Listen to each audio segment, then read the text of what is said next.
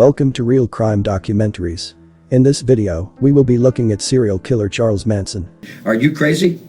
Dressed in black? You think I don't know everything that goes with that black you're dressed in?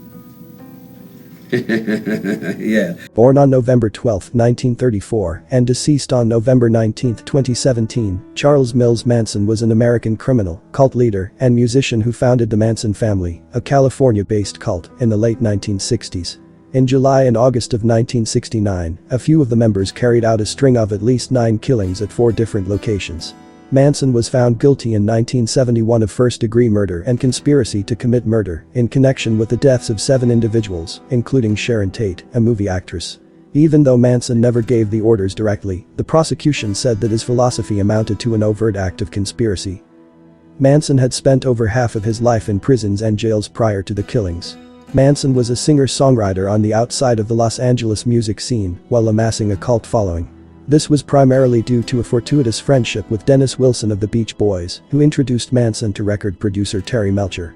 Manson's song Cease to Exist, renamed Never Learn Not to Love, was recorded by the Beach Boys in 1968 as a single B-side, although Manson was not given credit for the song.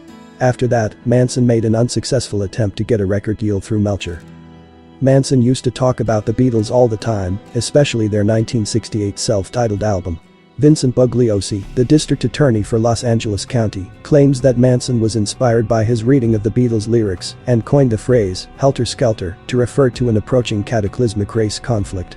Bugliosi claimed during Manson's trial that he had planned to instigate a racial conflict, a claim that Manson and others denied. Interviews conducted at the time of the trial and the testimony of prosecution witnesses emphasized that the Tate-LaBianca murders were imitation crimes meant to clear Manson's buddy Bobby Beausoleil. Manson denied ever having given the order to kill anyone. On November 12, 1934, Charles Mills Maddox was born in the University of Cincinnati Academic Health Center in Cincinnati, Ohio, to Ashland, Kentucky resident Ada Kathleen Maddox, who was 15 years old at the time, 1919-1973. Colonel Walker Henderson Scott Sr., 1910-1954, of Catlettsburg, Kentucky, appears to have been Manson's biological father. Maddox initiated a paternity suit against him, and the two parties reached an agreement in 1937. Scott had a reputation as a con man in the area and worked sporadic jobs in the mills. Even though Colonel was just his given name, he let Maddox think he was a colonel in the army. Maddox told Scott she was expecting, but he told her he had been sent away for army business. She found out after a few months that he had no plans to come back. Manson's biological father was unknown to him. Maddox married William Eugene Manson, 1909-1961, a worker at a dry cleaner, in August 1934, prior to Manson's birth. Maddox frequently took her brother Luther Albert Maddox, 1916-1950, on drinking binges, leaving Charles in the care of babysitters. On April 30, 1937, William filed for divorce from Maddox, citing gross neglect of duty on Maddox's part. William Manson's last name was retained by Charles. For robbery and assault, Kathleen and Luther were taken into custody on August 1, 1939. Luther and Kathleen received sentences of 10 and 5 years in jail, respectively. Manson was brought to McMecken, West Virginia, to live with his aunt and uncle. In 1942, his mother received a parole. The initial weeks following her release from jail were subsequently described by Manson as the happiest period of his life.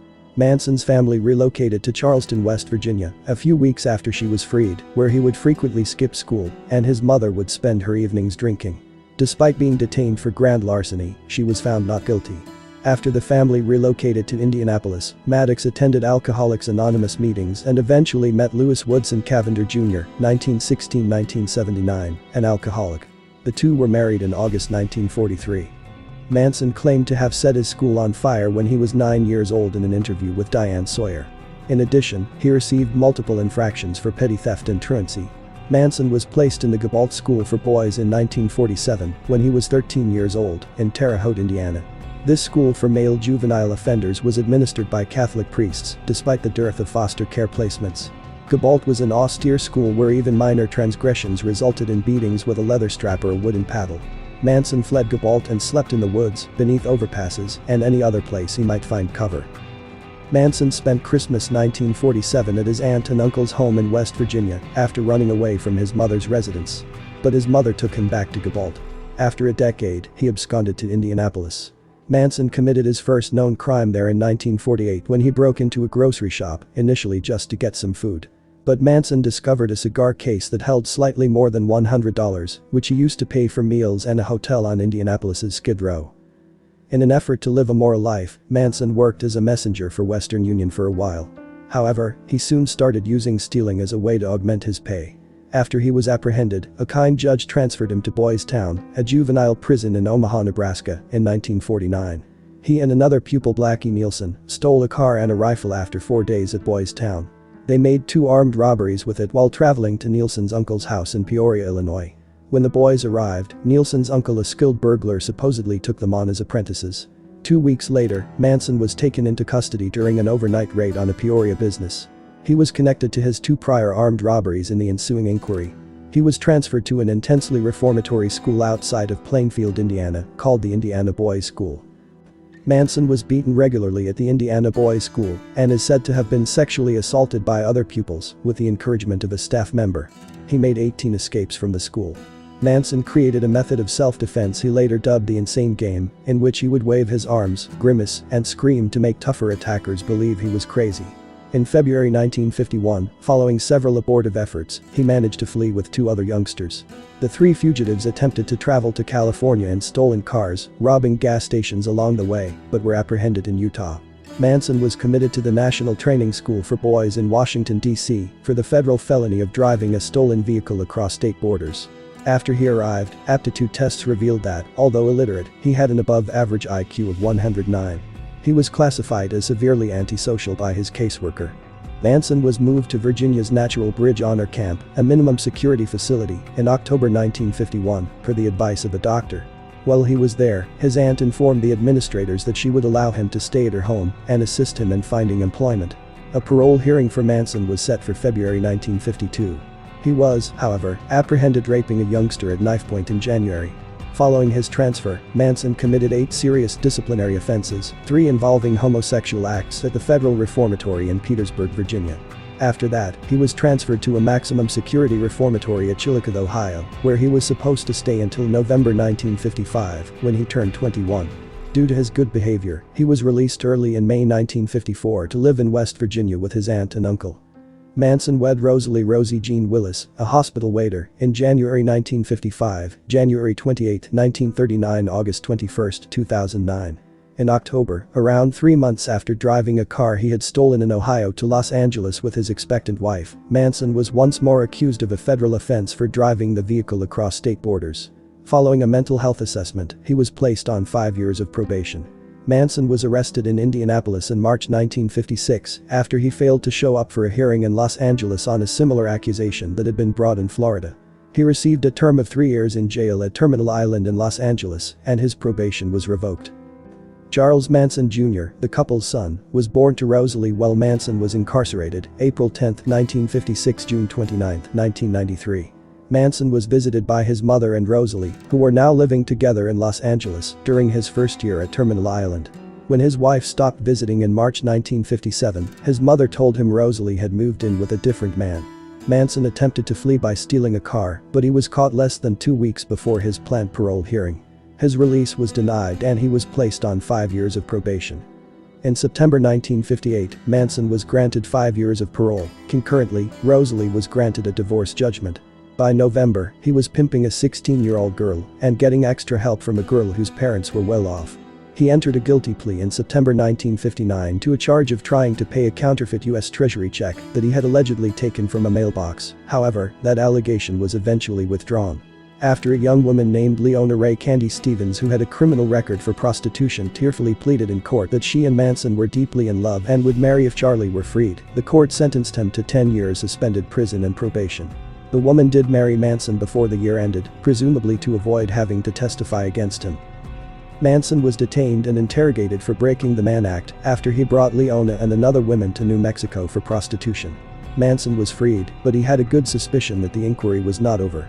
A bench warrant was issued because of his probation violation when he vanished. In April 1960, an indictment for violating the Mann Act was issued. Manson was apprehended in June in Laredo, Texas, after one of the women was taken into custody for prostitution. He was then taken back to Los Angeles. He got a 10-year term for violating his probation on the check-cashing offense. Manson tried in vain for a year to challenge the suspension of his probation. His move from the Los Angeles County Jail to the United States Penitentiary at McNeil Island, Washington, occurred in July 1961. There, he learned how to play the guitar from Barker Karpus gang boss Alvin "Creepy" Karpus. He also got the number of Phil Kaufman, a producer at Universal Studios in Hollywood, from another prisoner. Future actor Danny Trejo was one of Manson's fellow inmates during this period, and the two engaged in multiple hypnosis sessions together. In order to be nearer to Manson during his sentence on McNeil Island, Manson's mother relocated to Washington state, where she worked as a server. The effort to cash the treasury check remained illegal under federal law, even though the Mann Act accusation had been withdrawn. A tremendous drive to call attention to himself was noted in Manson's September 1961 yearly evaluation, and this comment was repeated in September 1964. Leona was given a divorce in 1963. She claimed that she and Manson had Charles Luther Manson as a son during the legal proceedings. A common urban legend states that Manson tried out unsuccessfully for the Monkees in late 1965, however, this is untrue since Manson was still detained at McNeil Island at the time. Manson was taken to Terminal Island a second time in June 1966 in anticipation of his early release. He had served more than half of his 32 years in jails and other facilities by the time of his release on March 21, 1967. He had broken federal laws, which was the main reason for this. For many of the same offenses, federal punishments were and are far harsher than state ones. He asked permission to stay, telling the authorities that prison had become his home. Manson may have violated his probation when he relocated from Los Angeles to Berkeley, less than a month after his 1967 release. Rather, he was placed under the surveillance of federal probation officer Roger Smith, a doctorate researcher in criminology, after he called the San Francisco probation office upon his arrival. Smith was employed at the Haight-Ashbury Free Medical Clinic, HAFMC, which Manson and his family frequently visited until the spring of 1968. The National Institutes of Health, and apparently the CIA, funded Roger Smith and David Smith, the founder of the HAFMC, to investigate the impact of drugs like methamphetamine and LSD on the counterculture movement in San Francisco's Haight-Ashbury district. They used the patients at the HAFMC as research subjects, including Manson and his growing following of largely female patients who visited Roger Smith on a regular basis. Roger Smith gave Manson permission to relocate from Berkeley to the Haight-Ashbury district. It was there that he used LSD for the first time and continued to take it often. According to David Smith, who had researched how LSD and amphetamines affected rats, Manson's personality changed at this period in a way that was the most abrupt Roger Smith had observed in his entire professional career.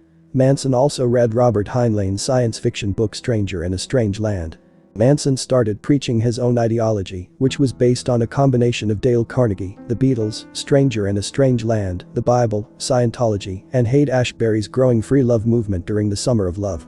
This swiftly gained him a following. It's possible that he took some of his ideas from the Process Church of the Final Judgment, whose adherents held that Satan would make peace with Jesus and that they would reunite to judge humanity at the end of time. With the assistance of fellow prisoner Lanier Rayner, Manson started studying Scientology while he was detained, and in July 1961, he declared Scientology as his religion. Manson appears to have developed a certain amount of insight into his problems through his study of this discipline, according to a September 1961 jail report.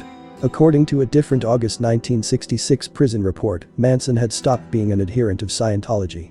Manson reportedly met local Scientologists and attended several parties for movie stars in Los Angeles after being freed in 1967. Manson audited for 150 hours total. Bruce Davis, his right-hand man, was employed from November 1968 to April 1969 at the Church of Scientology headquarters in London. Not long after moving to San Francisco, Manson got to know Mary Brunner, a 23-year-old University of Wisconsin-Madison alumna. Manson moved in with Brunner, who was working as a library assistant at the University of California, Berkeley, while he was still making ends meet by panhandling. After that, Manson found teenager Lynette Fromm, who would later go by the nickname Squeaky, and persuaded her to move in with him and Brunner. A second-hand story claims that Manson got past Brunner's initial objections to him moving in with other women. Soon, they were living with Brunner among 18 other ladies.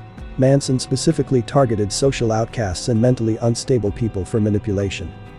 In Haight-Ashbury, which was becoming the quintessential hippie destination during the Summer of Love, Manson made a name for himself as a guru. Manson quickly attracted his first group of followers, the majority of whom were women. Later, the media and Los Angeles prosecutor Vincent Bugliosi referred to them as the Manson family. Manson is said to have taught his followers that the establishment was represented by the Romans and that they were the reincarnation of the first Christians. Around 1967, Manson started going by the pseudonym Charles Willis Manson. Before the summer was over, he and a few of his supporters started traveling on an old school bus that they had modified. They removed many of the seats and replaced them with colorful rugs and pillows. Eventually, they made their home in the coastal communities of Venice, Malibu, and Topanga Canyon in Los Angeles. Brunner was impregnated by Manson in 1967. In a condemned house in Topanga Canyon, she gave birth to their baby on April 15, 1968, naming him Valentine Michael. Several of the young ladies from the newly formed family helped her. Like the majority of the group, Brunner picked up a variety of monikers and aliases, such as Christine Marie Ukes, Och, Mary Osh, Mother Mary, Mary Manson, and Linda D. Manson. David Smith wrote in his book Love Needs Care about his time at the HAFMC that Manson tried to use LSD and unconventional sexual practices to rewire his followers' minds so they would become empty vessels that would accept anything he poured, thereby making them submit totally to his will. Paul Watkins, a member of the Manson family, said that Manson would take smaller dosages of LSD personally and would promote group excursions in order to keep his wits about him. According to Watkins, Charlie's trip was to program us all to submit. Manson gathered about 20 followers by the time he left The Hague in April 1968, all of whom were under the guidance of Roger Smith and many HAFMC employees. Brunner, former actor and musician Charles Tex Watson, former porn star Bobby Beausoleil, Susan Atkins, Patricia Krenwinkel, and Leslie Van Houten eventually made up the nucleus of Manson's fan base. Under the watchful eye of his apparent parole supervisor, Roger Smith, Manson expanded his family via drug abuse and prostitution, all without any intervention from the government. On July 31, 1967, Manson was taken into custody for trying to stop Ruth Ann Morehouse, one of his followers, from being taken into custody. Rather than being returned to prison, Manson received 3 more years of probation, and the charge was dropped to a misdemeanor. When his bus crashed into a ditch in July 1968 when he and his family were going to Los Angeles, he managed to escape prosecution once more. Police discovered Manson, Brunner, and Manson's newborn sleeping in the dark. He was then detained once more and freed a few days later. This time, he was accused of drug use. Dennis Wilson of the Beach Boys spotted Krenwinkel and Ella Jo Bailey, 2 female hitchhikers, on April 6, 1968, when he was traveling through Malibu. He delivered them to their location after picking them up. Wilson picked up the 2 girls who were hitchhiking on April 11 and brought them to his house at 14,400 Sunset Boulevard. Wilson subsequently stated that he told the girls about our involvement with the Maharishi, and they told me they too had a guru, a guy named Charlie Manson, who'd recently come out of jail after 12 years. Wilson left for a recording session after that. Later that evening, Manson greeted him in his driveway. When Wilson entered his house, approximately a dozen people, mostly young women, were there. Manson claimed to have met Wilson at least once before, when he went to a friend's house in San Francisco to use marijuana. Manson stated that when he traveled to Los Angeles, Wilson extended an invitation for him to come to his house. Wilson, who at the time was calling Manson the Wizard in an essay published in Rave magazine, was originally enthralled with him and his cult. Wilson became friends with the Manson family, and over the course of the following few months, the family's members, mostly women who were treated like servants, were billeted in Wilson's home. This was the status quo for approximately half a year. Wilson connected Manson to several acquaintances in the music industry, among them Terry Melcher, producer of The Byrds. At Brian Wilson's home studio, Manson recorded a number of songs, but the public has never heard them. The Manson sessions, according to band engineer Stephen Desper, were completed for Dennis Wilson and Terry Melcher. A Manson song called Cease to Exist was recorded by Wilson in September 1968 for the Beach Boys. It was later altered into Never Learn Not to Love and issued as a single B-side in December of the same year. Wilson was given full credit for the authoring. Wilson stated that Manson gave up his publishing rights in exchange for about $100,000 worth of stuff when questioned why he was not given credit. 2 of Wilson's high-end vehicles were wrecked by the family around this period. Wilson soon grew apart from Manson, walked out of the Sunset Boulevard home, leaving the family behind, and went into a Santa Monica basement apartment. The family took almost everything that Wilson owned, and they were forced out of his residence 3 weeks before the lease was set to end. Manson put a bullet with Wilson's maid with a menacing note to be delivered when he later tried to get in touch. Wilson grew concerned when Manson got into a much heavier drug situation, taking a tremendous amount of acid, and Dennis wouldn't tolerate it and asked him to leave, according to band manager Nick Grillo. Dennis found it challenging since he was terrified of Charlie. Mike Love recounted in his 2016 memoir that Wilson had told him he had seen Manson shoot a black man in half with an M16 rifle and conceal the body in a well. Melcher claimed that Wilson was so freaked out he just didn't want to live anymore after learning that the family were killing people. He was terrified and believed he ought to have reported the incident to the police, but he chose not to, and the rest is history. After the family was kicked out of Wilson's house in August 1968, Manson set up camp at the Spahn Ranch. The ranch served as a Western film and television set, but by the late 1960s, the structures had fallen into disrepair. At that time, the ranch's main source of income was the sale of horseback rides. On Manson's orders, female family members performed tasks around the ranch and occasionally had sex with George Spahn, the 80-year-old owner who was almost blind. The women also served as guides for Manson. Spahn gave Manson and his group free housing at the ranch in return. When Manson got obsessed with the notion of an impending apocalyptic race conflict between the black minority in America and the majority white people, the Manson family turned into a doomsday cult. Manson, a white supremacist, told some members of the family that black people would rise up and take over the white population, excluding only Manson and his supporters. However, Manson claimed that black people needed a white man to lead them, so Manson would act as their master, and they would not be smart enough to survive on their own. Manson coined the phrase helter-skelter to describe this impending conflict in late 1968. It was derived from a song on the Beatles' just-released White Album. Manson had recognized Melcher's home at 10,050 Cielo Drive, and he had entered the property on March 23, 1969. He wasn't given an invitation. Shark Hatami, an Iranian photographer who had become friends with director Roman Polanski and his wife Sharon Tate while filming the documentary Mia and Roman, met Manson as he approached the main residence. Hatami was there to take Tate's picture before she left for Rome the next day. Hatami had stepped out onto the front porch to see what Manson wanted. Manson claimed to be searching for Melcher, a person whose name Hatami was unfamiliar with. After informing him that the location was the Polanski mansion, Hatami suggested that he attempt the path leading past the main house to the guest house. Tate asked Hatami who was calling from behind him at the front door of the house. Hatami and Tate stayed where they were, and Manson, without saying anything, walked back to the guest house, came back out a minute or two later, and was gone. Manson came back to the property that evening and visited the guest home once more. The owner, Altabelli, had just gotten out of the shower when he went onto the enclosed porch to talk to him. Although Altabelli believed that Manson was genuinely searching for Melcher, Manson asked for him. It was then found that after Melcher left, Manson had reportedly visited the residence before. Melcher had moved to Malibu, and Altabelli informed Manson through the screen door that although he did know Melcher's new address, he did not. When Altabelli informed Manson that he would be leaving the nation the following day, Manson replied that he would like to talk to him when he got back. It was stated by Altabelli that he would be absent for over a year. Manson claimed that the people in the main home had led him to the guest house, and Altabelli had requested him to keep quiet so as not to wake up his tenants. The following day, Altabelli and Tate took a joint flight to Rome. Tate questioned if the previous day, that creepy-looking guy had visited him at the guest home. After getting into drugs, Tex Watson robbed Bernard Lotzapapa Crow, a rival who was 22 years old. In response, Crow allegedly threatened to kill everyone at Spahn Ranch. Manson responded by shooting Crow on July 1, 1969, at Manson's flat in Hollywood. A news story about a Black Panther's body being found discarded in Los Angeles seemed to validate Manson's theory that he had slain Crow. Manson believed that Crow had been a member of the Black Panthers and anticipated reprisal from them, even though Crow was not. He established armed guards to patrol Spahn Ranch at night as a defensive camp. In a subsequent essay, Watson stated, "Blackie was trying to get at the chosen ones." Manson provided security by enlisting the help of Straight Satan's motorcycle club members. 34 years old, formerly a friend of the family, Gary Allen Hinman was a UCLA graduate student and music teacher who occasionally let some of them stay at his Topanga Canyon house.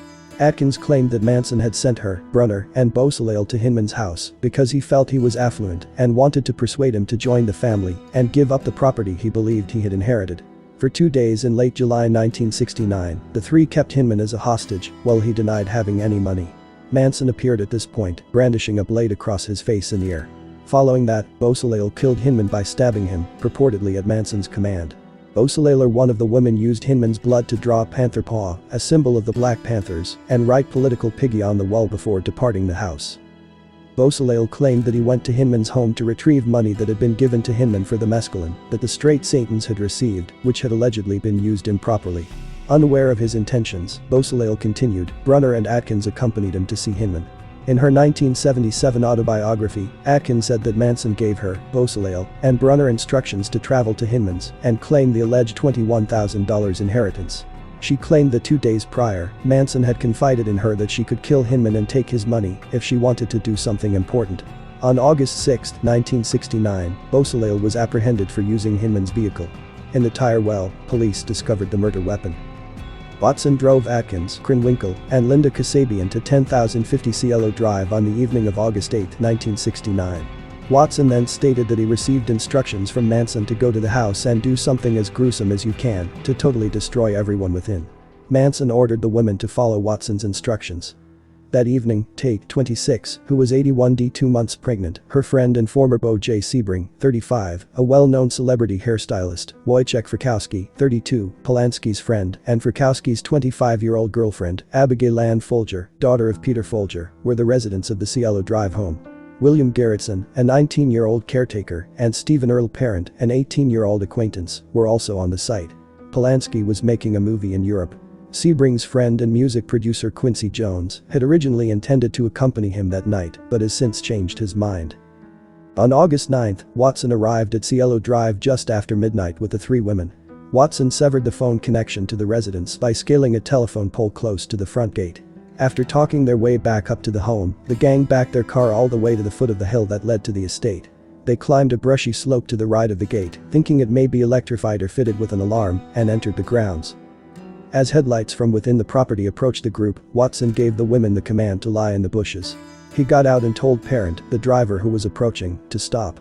Watson pointed a .22 caliber handgun at Parent, who pleaded with him not to harm him and that he wouldn't speak up. Parent was killed in the front seat of his white 1965 AMC Ambassador coupe when Watson lunged at him with a knife, severing tendons and ripping the boy's watch off his wrist in the process. Watson also shot Parent 4 times in the chest and abdomen. Watson gave the ladies an order to assist in pushing the automobile up the driveway. After breaking through a window screen, Watson instructed Kasabian to stand guard near the gate. Kasabian went to her parents' car and waited. Watson took off the screen, went through the window, and opened the front door to let Krenwinkel and Atkins inside. He woke Frykowski, who was dozing on the couch in the living room, by whispering to Atkins. After Watson gave him a kick to the head, Frykowski questioned him about his identity and purpose for being there. "I'm the devil," Watson shot back, "and I'm here to do the devil's business." With Krenwinkel's assistance, Atkins located the other 3 residents of the house on Watson's orders and compelled them into the living room. Watson had packed a long nylon rope, which he used to bind Tate and Sebring together by the necks, before swinging it over one of the living room ceiling beams. Watson shot Sebring after he objected to Tate's harsh treatment while she was pregnant. Folger paid the murderers $70 after being briefly brought back to her bedroom for her pocketbook. Sebring was then stabbed 7 times by Watson. Frykowski's wrists were restrained with a towel, but he managed to get free and started battling Atkins, who jabbed a knife at his knees. He battled his way out the front door and onto the porch, but Watson pursued him, hit him in the head several times with the revolver, stabbed him several times, and fired 2 shots. Kasabian had heard horrifying sounds and had left her spot in the driveway to head toward the house. She informed Atkins that an endeavor was being made to put an end to the killings.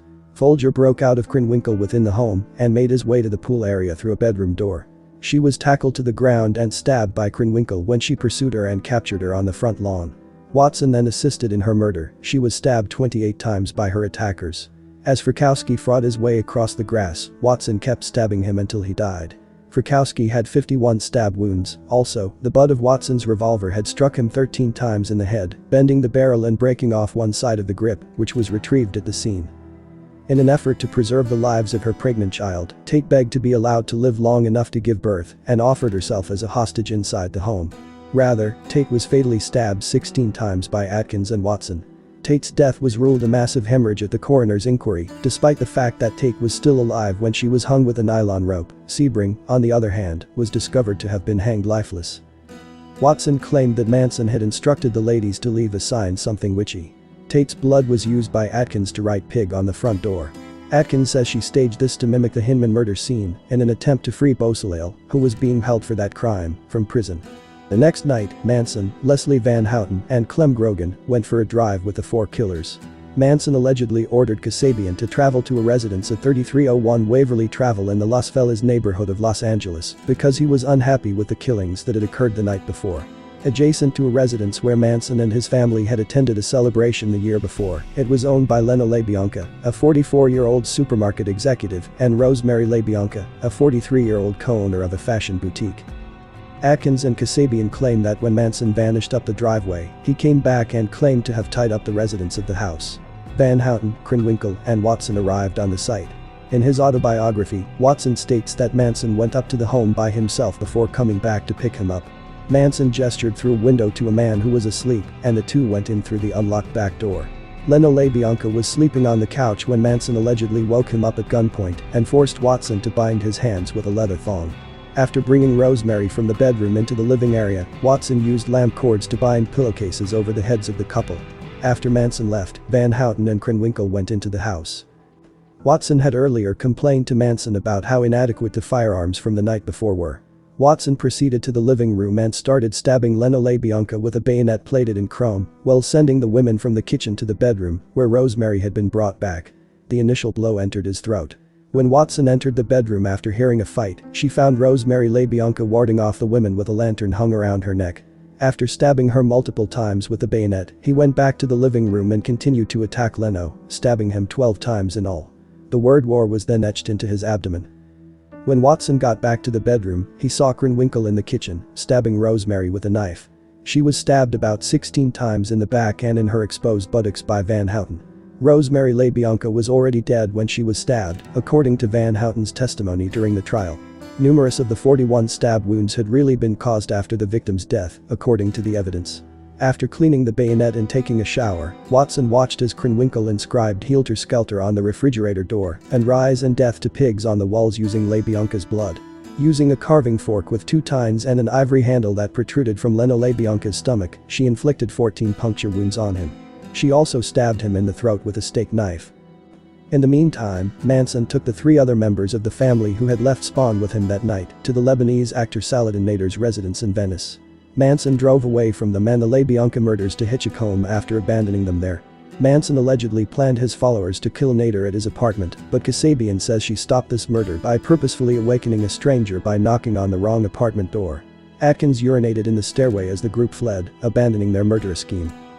On August 26, 1969, more than 2 weeks after the Tate-LaBianca murders, 35-year-old Hollywood stuntman Donald Jerome, Shorty Shea, was killed when Manson gave him, Bruce Davis, Tex Watson, and Steve Grogan a ride to a neighboring car parts yard on the Spahn ranch. Davis claims that after Grogan struck Shea with a pipe wrench and Watson stabbed him, he sat in the rear car with Grogan. They carried Shea down a hill behind the ranch, where they fatally stabbed and severely tortured him. During his parole hearings, Bruce Davis recalled, "Steve Grogan whacked Shorty with the pipe wrench while I was in the car. He was stabbed by Charles Watson. In the rear seat with me was alongside Grogan. They removed Shorty. They needed to descend the hill to a location. I was in the automobile for a long time, but what? I later climbed down the slope, and that's when I used the knife to sever Shorty's shoulder when he was, well, I'm not sure. I have no idea if he passed away. When I sliced him on the shoulder, he didn't bleed. You know, when I arrived, he was unable to function. I'm not sure if he was unconscious, but you asked. Maybe he wasn't. He appeared to be unconscious. He was motionless and silent. And to begin with, Manson gave me a machete, as though I was meant to really. I am aware of his desires. You're aware that I am not capable of doing it. Additionally, I did not sever Shorty Shea's skin when I used a machete to cut the back of his neck. I simply couldn't pull it off. I threw the knife after that. And I was given a bayonet by him, and I reached over, and I sliced him approximately here on the shoulder with just the tip of the blade. I'm not sure which side it was on. It's similar to asking, "Are you satisfied, Charlie?" After that, I turned back and left. And I spent the next 2 to 3 days sick. I mean, I was unable to even consider what I had carried out. Shea's skeleton remains were found in December 1977 on an unremarkable hillside next to Spahn Ranch near Santa Susana Road. Grogan, one of the people convicted of the murder, had agreed to help authorities find Shea's body by mapping out its position. His body had multiple stab and chopping wounds to the chest, as well as blunt force damage to the head, according to the autopsy report. Manson and his supporters were found guilty on 9 charges of first-degree murder in all. But according to the LAPD, the family may have claimed up to 12 additional victims. According to Cliff Shepard, a veteran investigator in the LAPD Robbery Homicide Division, Manson repeatedly claimed to have killed numerous people. I know that Manson once told one of his cellmates that he was responsible for 35 murders, prosecutor Stephen Kay said in support of this claim. Tate's younger sister, Deborah Tate, further elaborated on how Manson sent her a taunting map of the Panamint Range, with crosses on it that she thought represented buried bodies. Tate further claimed that investigators are just scraping the surface when it came to the number of victims. Because of this, Manson's Barker Ranch has seen multiple excavations, but no bodies have turned up during any of them. On October 13, 1968, Nancy Warren, 64, and Clyda Dulany, 24, were discovered at the antique store operated by Warren in the vicinity of Ukiah, California. Following their arrest, the family members were viewed as suspects as it was found that they had been in the Ukiah region when the killings occurred. They had both been battered and strangled to death using 36 leather thongs. But no one in the family was ever accused with the killings, and no one was ever taken into custody in connection with the case. On December 30, 1968, 17-year-old Marina Elizabeth Habe was murdered. When she was killed in Los Angeles, she was a University of Hawaii student on vacation. The autopsy report said that Habe had multiple knife wounds to her chest and that her throat had been sliced. She had been garroted and had numerous contusions to her face and throat. No proof of rape was present. Habe was kidnapped outside her mother's West Hollywood residence at 8962 Cynthia Avenue. According to a former acquaintance of the Manson family, Habe was known by the family and it was assumed that she had been one of their victims. Manson's brother and uncle, Darwin Morrell Scott, 64, was the father of Manson, Colonel Scott. Scott was savagely stabbed to death in his Ashland, Kentucky residence on May 27, 1969. 19 stab wounds had left his body fastened to the kitchen floor with the help of a butcher knife. Locals claimed to have witnessed Manson's likeness going by the pseudonym Preacher when Darwin was killed, according to reports made following Manson's arrest. Despite being on parole in California at the time of the murder, Manson was not in contact with his parole officers at the time of the murder. The 16-year-old Mark Waltz was acquainted with the members of the family and was even said to hang out with them at the Spahn Ranch. Waltz hitched a ride to the Santa Monica Pier on July 17, 1969, in order to go fishing. His body was discovered the following day close to Mulholland Drive, and his fishing rod had been left behind at the pier. He had sustained 3 gunshot wounds to the chest. Despite reports that the Waltz family was shocked by his death, Waltz's brother was certain that Manson was the cause of his demise and even called him to accuse him of the murder. In relation to Waltz's murder, the Los Angeles Sheriff's Department looked into Spahn Ranch, however, no connections were discovered and the crime went unsolved. In the summer of 1969, Ohio native John Philip Zero Haught, then 22 years old, came to California and got to know Manson. He became a member of the Manson family and was one of the people detained at the October Klan raid in connection with the Tate-LaBianca killings. Manson believed he was an informant. Haught was hanging out with some family members on November 5, 1969. Everyone there said that Haught shot himself while trying to play Russian roulette after unexpectedly finding a gun in the room. But when the authorities looked into the death, they discovered that the gun had 7 rounds and 1 expended shell, not 0 and 1 wasted shell case. Besides, there were no prints on the rifle. Furthermore, Cohen was informed by a male witness who had supported Haught's head following the shooting that he had entered the room and seen a female Manson follower with a gun. Police determined that Haught had killed himself in spite of this. On November 7, 1969, 2 people, James Sharp, 15, and Doreen Gall, 19, were discovered fatally stabbed in an alley in Los Angeles. The 2 young Scientologists were stabbed between 50 and 60 times throughout their murder. Police noticed right once the connections between these homicides and the Tate-LaBianca murders. Both Sharp and Gall's deaths occurred near to the LaBianca family's residence. According to author Vincent Bugliosi of Helter Skelter, there were rumors that Gall was Bruce Davis's ex-girlfriend. Davis had resided in the same apartment complex as Gall, but he denied knowing her in a police interview. On November 16, 1969, a 19-year-old lady named Reet Jurvetson was discovered dead after a stabbing. In addition to defensive wounds on her wrists and arms, her body was discovered with approximately 150 stab wounds from a penknife to her neck and upper body. In Los Angeles, California, she had been disposed of near Mulholland Drive. It was discovered that the woman named Sherry, who some witnesses claimed to have seen, was alive and fit Jurvetson's description of a member of the Manson family. Manson denied having anything to do with Jurvetson's death. Although striking similarities have been seen by Los Angeles Police Department detectives in the murderous methods of both Jurvetson and Habe, a definitive link between the 2 killings has never been proven. On December 1, 1969, Joel Pugh, 29, was discovered dead in the Talgrove Hotel in London, England. There were 2 slits in his throat and cuts on his wrists. According to British investigators, Pugh had been sad and that his death was a drug-induced suicide. Pugh was a family member who was wed to Sandra Good, another family member. According to Stephen Kay and others, Manson detested Pugh. He had no reason to commit suicide, and Manson was very unhappy that Sandy was with Pugh, Kay stated. Pugh passed just as several members of the Manson family were being detained in connection with the Tate-LaBianca killings. Bruce Davis, a Manson disciple, was in London when Pugh passed away. Ronald Hughes, a 35-year-old American lawyer, defended Manson family member Leslie Van Houten. In November 1970, during a 10-day break from the Tate-LaBianca murder trial, Hughes vanished while out camping. Hughes' horribly decomposed body was discovered in Ventura County in March 1971, buried between two boulders. If it was never confirmed, there were rumors that Hughes was killed by the family, possibly for standing up to Manson and refusing to let Van Houten step up and clear Manson of the crimes, even if it's possible that Hughes drowned. Although he is on the fence about the family's role in Hughes' death, lawyer Stephen Kay has said that Manson showed obvious scorn for Hughes during the trial. Sandra Good, a family member, said that Hughes was the first of the retaliation murders. Kay said, "The last thing Manson said to him Hughes was, 'I don't want to see you in the courtroom again,' and he was never seen again alive." James Lambert Thompson Willett, a 26-year-old combat veteran of the Vietnam Marines, was discovered dead on November 8, 1972, by a hiker in the Guerneville, California, area. He was shot and given a subpar burial after being forced to dig his own grave several months prior. His station wagon was discovered outside the home of Priscilla Cooper, Nancy Pittman, and Lynette Frome, three of Manson's followers, in Stockton. After breaking into the house, police took numerous persons into custody. Buried in the basement was the body of Willett's wife, Lauren Renich of L. Olmsted Willett, who was 19 years old. Her recent death from a gunshot wound to the head was initially attributed to an accident by her family members. It was then proposed that her death was motivated by a fear that she would identify her husband's killer. Nancy Pittman, James Craig, and Priscilla Cooper entered guilty pleas as accomplices after the fact to Michael Monfort's murder of Lauren. James Craig entered a guilty plea as an accessory after the fact, and Monfort and William Goucher eventually entered guilty pleas to James' murder. The gang had been residing in the Willett's home while carrying out a number of robberies.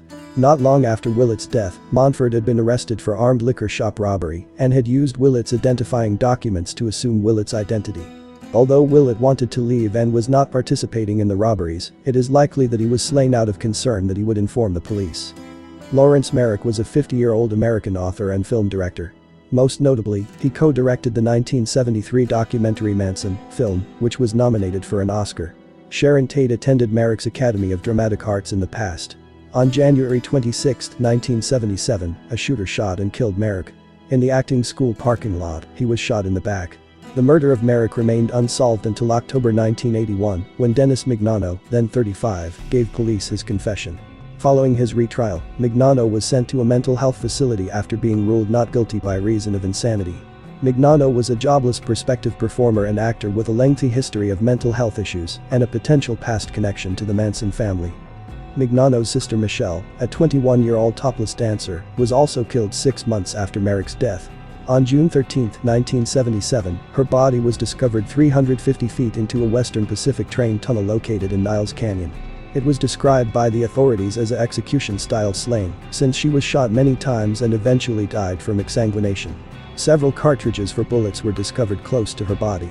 Since she was completely covered in jewelry and without shoes, robbery and sexual assault were ruled out as possibilities. Her murder remains unsolved.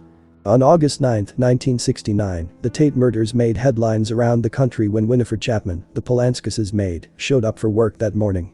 Detectives assigned to the Tate case at the Los Angeles Police Department were notified of the bloody rioting at the Hinman residence on August 10 by detectives from the Los Angeles County Sheriff's Department, which had authority over the Hinman case.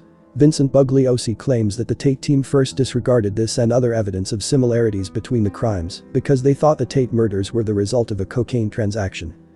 Detectives working on the Hinman investigation noted similarities in the weapons used, the stab wounds, and the bloody writing on the walls during the Tate examinations. They gave the information to the detectives investigating the Tate killings. Detective Charlie Gunther stated that Vince Bugliosi had no interest in being involved in the Hinman case.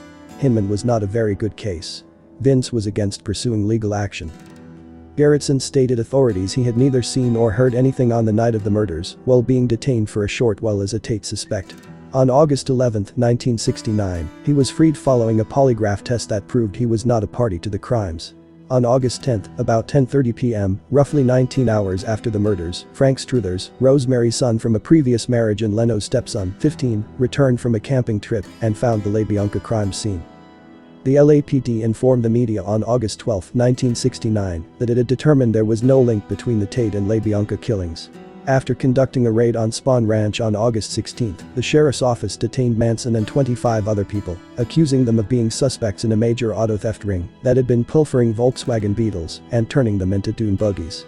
Although weapons were taken, the group was freed a few days later due to a misdated search warrant. Tate-LaBianca detective suggested a link between the singing group, the Beatles' most recent album, and the bloody scribbling found at the LaBianca residence in a report they released at the end of August. Midway through October, while continuing to operate independently of the Tate team, the LaBianca team inquired about potential homicides from the sheriff's office. They were informed of the Hinman case and that Kitty Ludesinger, Beausoleil's lover, had been in contact with the Hinman detectives. A few days prior, she and other Manson family members had been taken into custody. The family had relocated to the desert farms where the arrests for auto thefts had occurred. Following evidence that family members had set fire to an earth mover owned by Death Valley National Monument, a combined team of federal, state, and local law enforcement officers, including rangers from the National Park Service and officers from the California Highway Patrol and the Inyo County Sheriff's Office, raided the Barker and Myers ranches. After discovering stolen cars, including dune buggies, the raiders detained 26 people, including Manson. Manson was discovered by a highway patrol officer concealed in a cabinet under Barker's bathroom sink. A month after speaking with Ludesinger, LaBianca police followed up on leads and got in touch with members of a motorcycle gang that Manson attempted to enlist as bodyguards while the family was staying at Spahn Ranch. Meanwhile, Susan Atkins' roommate alerted the LAPD of the family's involvement in the crimes. After Atkins admitted her involvement to sheriff's detectives, she was charged with Hinman's murder. After being moved to the Sybil Brand Institute, a prison facility in Monterey Park, California, she struck up a conversation with her bunkmates, Ronnie Howard and Virginia Graham, to whom she related her experiences. The LAPD published warrants for Watson, Krenwinkel, and Kasabian's arrest in the Tate case on December 1, 1969. The suspect's connection to the LaBianca killings was mentioned. The connection between Van Houten, who was also among those captured at Death Valley, and the LaBianca case was not yet established, nor was Manson or Atkins, who were already in custody, mentioned. Watson and Krenwinkel had previously been taken into custody by McKinney, Texas, and Mobile, Alabama authorities, who had received a warning from the LAPD.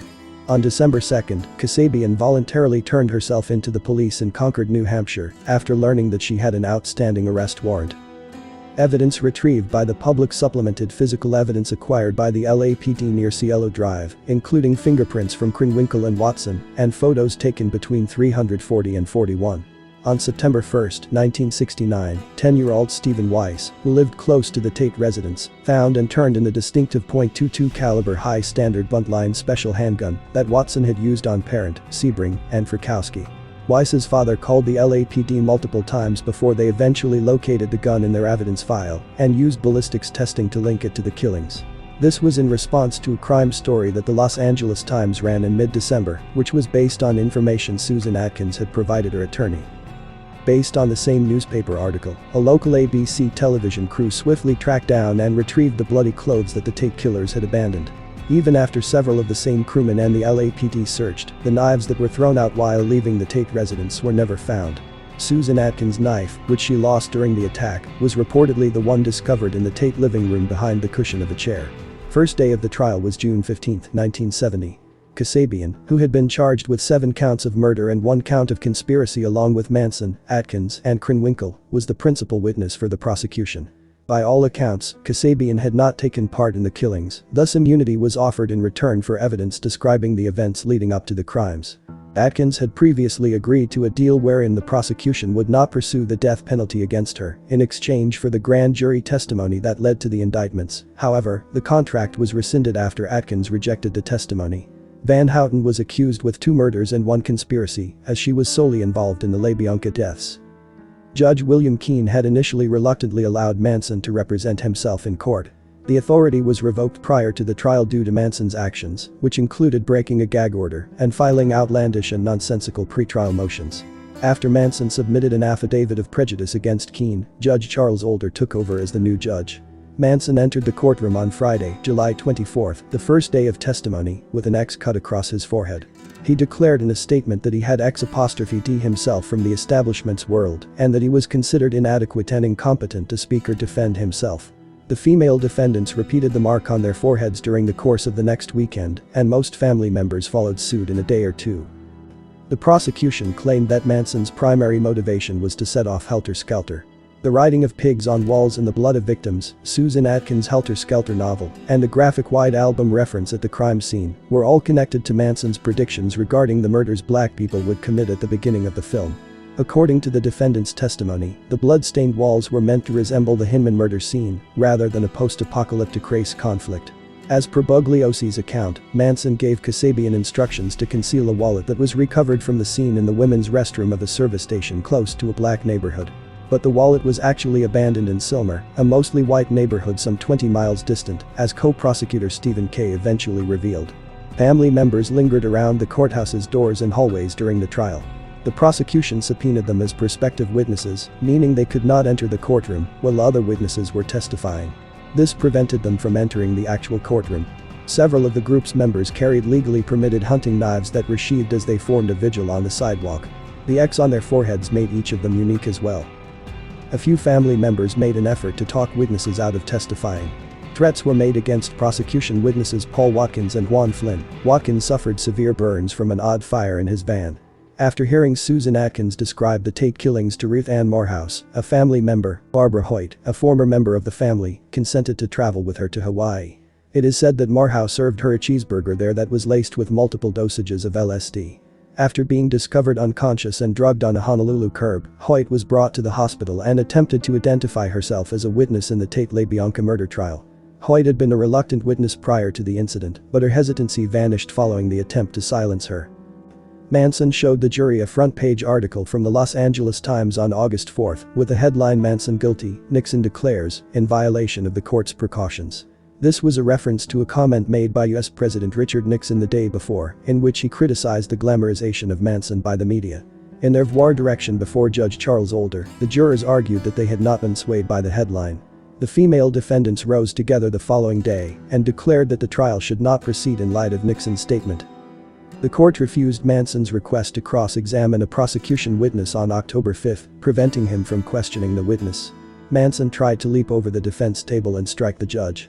Bailiffs wrestled him to the ground and took him and the other female defendants out of the courtroom. They then got up and started chanting in Latin.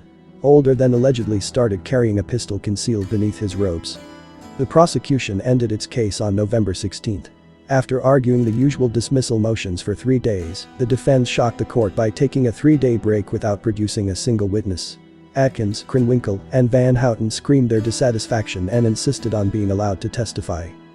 The women's attorneys informed the judge in chambers that their clients wished to testify that Manson was not engaged in the atrocities and that they had planned and carried out the crimes.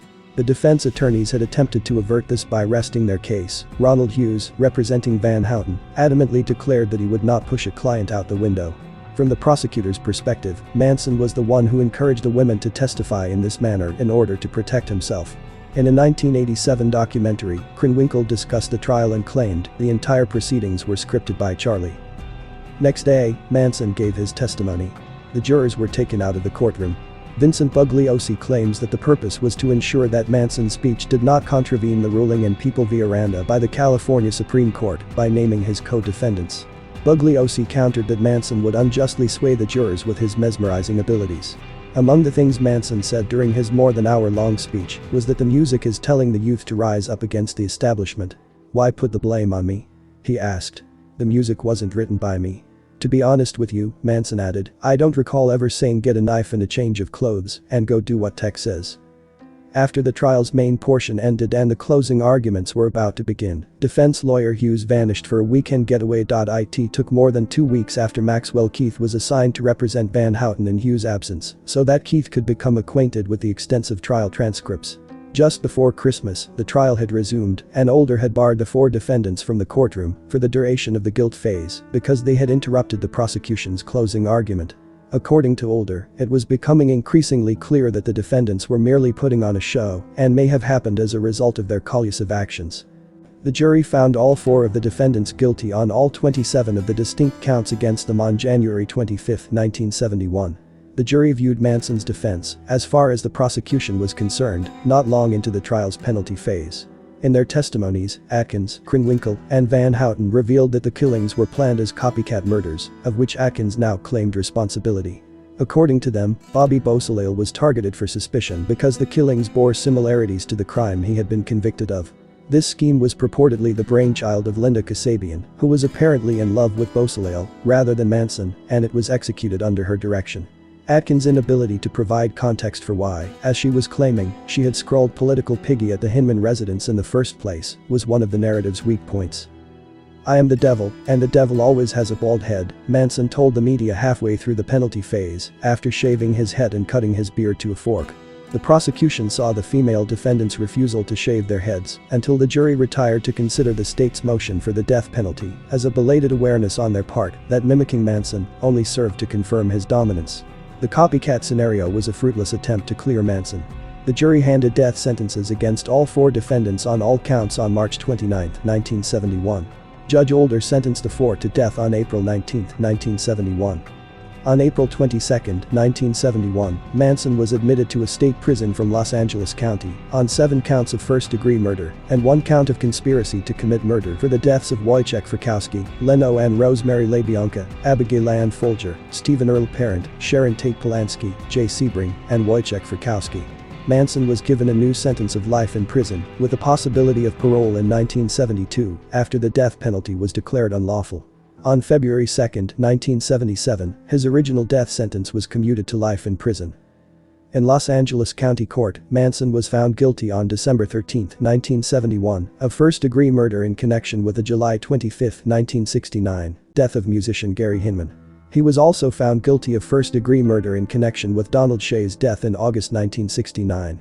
Any prisoner now under a sentence of death may file a petition for writ of habeas corpus in the Superior Court, inviting that court to modify its judgment to provide for the appropriate alternative punishment of life imprisonment or life imprisonment without possibility of parole specified by statute for the crime for which he was sentenced to death. This ruling declared California's death sentences unconstitutional in the wake of the 1972 California v. Anderson decision. Consequently, Manson was qualified to petition for parole following his 7-year sentence. On November 16, 1978, he was granted his first parole hearing at the California Medical Facility in Vacaville. Nevertheless, his petition was denied. The family came back into the public eye on September 5, 1975, when Squeaky Fromme made an attempt to kill U.S. President Gerald Ford. The attempt happened in Sacramento, where she and Sandra Good, another Manson fan, had relocated to be close to Manson while he was detained in Folsom State Prison. Following that, a search of the apartment that Fromme, Good, and another family recruit shared revealed evidence that, when combined with Good's subsequent acts, led to Good's conviction for sending death threats via interstate commerce and organizing a plot to send threatening letters via the U.S. Mail Service. The threats pertained to alleged environmental negligence on the part of U.S. government officials and industry CEOs. As the first person to be sentenced under United States Code Title 18, Chapter 84, 1965, which made it a federal crime to attempt to assassinate the President of the United States, Fromme received a sentence ranging from 15 years to life. Fromme, who was given a life sentence for the assassination attempt, made a brief escape from federal prison camp Alderson in West Virginia in December of 1987. She was detained within days after attempting to contact Manson because she had learned that he had testicular cancer. On August 14, 2009, she was granted parole from the Federal Medical Center in Carswell. Manson conducted 4 interviews with the mainstream media throughout the 1980s. The first was performed by Tom Snyder for NBC's The Tomorrow Show. It was taped at California Medical Facility and broadcast on June 13, 1981. The second was conducted by Charlie Rose for CBS News Nightwatch, taped at San Quentin State Prison. It aired on March 7, 1986, and was recognized with a National News Emmy Award for Best Interview in 1987. The third was a part of the journalist's 1988 primetime special on Satanism and featured Geraldo Rivera. Manson had a swastika emblazoned on his forehead since at least the Snyder interview, where the X from his trial had been removed. Manson was interviewed by Nicholas Schreck for his documentary Charles Manson Superstar. Schreck came to the conclusion that Manson was only acting that way out of irritation rather than being mad. Manson was incarcerated at the California Medical Facility at Vacaville on September 25, 1984, when fellow prisoner Jan Holmstrom doused him in paint thinner and ignited him on fire, scorching more than 20% of his body with second- and third-degree burns. Holmstrom added that Manson had verbally threatened him and objected to his Hare Krishna chants. Manson was kept in the Kings County, California State Prison, Cochrane, Protective Housing Unit after 1989. The facility held prisoners whose safety in general population housing would be in jeopardy. In addition, he has been incarcerated at Folsom State Prison, Pelican Bay State Prison, San Quentin State Prison, and California Medical Facility in Vacaville. The Prison Disciplinary Commission discovered in June 1997 that Manson had engaged in cocaine trafficking. A month later, he was transferred from Cochrane State Prison to Pelican Bay State Prison. The Mind of Manson, an extended version of an interview conducted in 1987 at San Quentin State Prison in California, was shown on MSNBC on September 5, 2007. Only 7 minutes of the unshackled, unapologetic and unruly Manson film had been shown on Today when it was first recorded because it was deemed so unbelievable. Disc jockey Matthew Roberts of Los Angeles published letters and other proof in 2009, suggesting he was perhaps Manson's biological son. According to Roberts' biological mother, by Manson and fled the Manson family in the middle of 1967. She went back to her parents' house to finish the pregnancy, gave birth on March 22, 1968, and placed Roberts up for adoption. In 2012, Jason Freeman, the known biological grandson of Marilyn Manson and Matthew Roberts, underwent a DNA test conducted by CNN, which revealed that the two did not share any DNA. After that, Roberts tried to use a direct DNA test to prove Manson was his father, but the results conclusively showed that Roberts and Manson were unrelated. The Los Angeles Times revealed in 2010 that Manson had contacted individuals in California, New Jersey, Florida, and British Columbia before being apprehended in 2009 while in possession of a cell phone. According to a representative for the California Department of Corrections, it was unclear whether Manson had used the phone for illegal activities. Completion is an album that Manson also recorded, featuring extra production by Henry Rollins on acoustic pop tunes. There were only 5 copies printed, 3 are thought to have been with Manson, and 2 belonged to Rollins. The album has not yet been released. Manson came out as bisexual in 2013, adding, "For me, having sex is like using the restroom. Whether it's a female. That is unimportant. I'm not into the girl-guy stuff. That game isn't consuming my time." The imprisoned Manson got engaged to 26-year-old Afton Elaine Burton in 2014, and on November 7 of that year, they got married. Burton was given the moniker Star by Manson. She had been to his prison for at least 9 years, and she ran multiple websites claiming that he was innocent. The marriage license ran out on February 5, 2015, and there was never a ceremony. Journalist Daniel Simone revealed that Manson called off the wedding after learning that Burton's sole purpose for marrying him was to allow her and friend Craig Hammond to display his body as a tourist attraction once he passed away. Simone claims that Manson thought he would live forever and might have just used the prospect of marriage to get Burton and Hammond to keep coming to see him and giving him presents. According to Burton's website, there were only logistical issues that prevented the marriage from happening. Manson had spent 2 months in a jail medical facility due to an infection, during which time he was not allowed to have visitors. She expressed her continued optimism that the marriage will be consummated and the marriage license renewed. Manson failed not show up for his 11th parole hearing on April 11, 2012, where he was denied freedom. Following his parole hearing on March 27, 1997, Manson declined to appear at any subsequent hearings. At that hearing, the panel stated that Manson was too dangerous to be released due to his history of controlling behavior and mental health issues, which included schizophrenia and paranoid delusional condition. The panel also pointed out that Manson had 108 reports of breaking the rules, showed no signs of regret, had no idea how big the crimes were, had no idea how much they had cost, had an extraordinary callous contempt for human suffering, and had no prospects for parole. It was decided at the parole hearing on April 11, 2012, that Manson would not be eligible for parole again for 15 years, that is, until 2027, when he would have been 92 years old. A new reanalysis of Manson's psychological state indicates that scientists believe a misdiagnosis of schizophrenia may have occurred. Rather, they suggest that Manson suffered from psychopathy and bipolar disorder. Manson suffered from gastrointestinal bleeding on January 1, 2017, when he was being imprisoned at Cochrane Prison. As a result, he was taken to Mercy Hospital in downtown Bakersfield. The Los Angeles Times was informed by a source that Manson was in critical condition, and TMZ stated that his physicians deemed him too weak for the kind of surgery that would typically be carried out in situations like his. On January 6, he was sent back to prison. The details of his care were kept under wraps. In accordance with local, state, and federal regulations protecting medical privacy, the California Department of Corrections and Rehabilitation declined to corroborate reports made by an unidentified source on November 15, 2017, that Manson had returned to a Bakersfield hospital. On November 19, he passed away in the hospital from cardiac arrest brought on by respiratory failure caused by colon cancer. 3 persons declared their desire to inherit Manson's body and estate. Jason Freeman, Manson's grandson, declared that he intended to inherit his grandfather's body and belongings. Michael Channels, Manson's pen friend, claimed to have a February 14, 2002, will that bequeathed Manson's entire estate, as well as Manson's body, to Channels. Ben Gurecki, a friend of Manson's, purportedly possessed a January 2017 Manson will that bequeaths Manson's body and estate to Matthew Roberts, another purported Manson son. When CNN performed a DNA check in 2012 to see whether Freeman and Roberts were connected, the results showed that they weren't. CNN reports that 2 previous attempts to link Roberts' DNA to that of Manson were unsuccessful due to tainted results. Regarding Manson's body, the Kern County Superior Court in California rendered a decision in favor of Freeman on March 12, 2018. March 20, 2018, Freeman had Manson cremated. Rolling Stone had Manson as their cover story in June 1970. Regarding the Tate killings, Bernardine Dohrn of the Weather Underground allegedly stated, "Dig it, first they killed those pigs, then they ate dinner in the same room, and then they even stuck a fork in the pig Tate's stomach. Crazy." James Mason, a fervent follower of Manson, asserted that he was carrying out a directive from Charles Manson based on his reading of a statement made by Manson during a broadcast interview. At the time, Mason established the Universal Order, a neo-Nazi organization that impacted other movements, including the terrorist organization Atomwaffen Division. Bugliosi cited a BBC employee who claimed that some 70 rock bands performing Manson tunes and songs in support of him constituted a neo-Manson cult in Europe. Between 1967 and 1969, Manson was a struggling musician trying to break through in Hollywood. One of his songs was covered by the Beach Boys. Other tracks weren't made available to the public until after the Tate murder trial began.